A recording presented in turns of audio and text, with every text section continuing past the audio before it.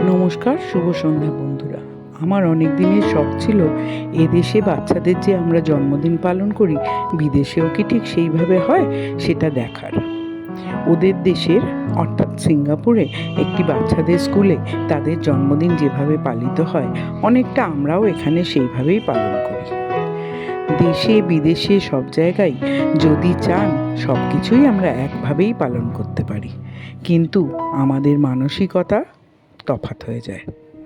ওই দেশে কিছু নিয়ম শুনলাম, যেমন যারা বাড়ি থেকে হোম বেকার বা ডেলিভারি করে, নিজেরা রান্না করে, সেই সব খাবার বাচ্চাদের স্কুলে দেয়া যাবে না। কারণ যদি কোনোভাবে কোনো ইনফেকশন হয় বাচ্চাদের ক্ষতি হতে পারে। কোনো নামকরা রেস্টুরেন্টের খাবার বাচ্চাদের খাওয়ানো যায়। তাছাড়া আপনি যেরকম কেক, বাচ্চাদের জন্য গিফট আমরা এদেশেও দিই, সেইভাবেই বাচ্চাদের জন্মদিন পালন করা হয়।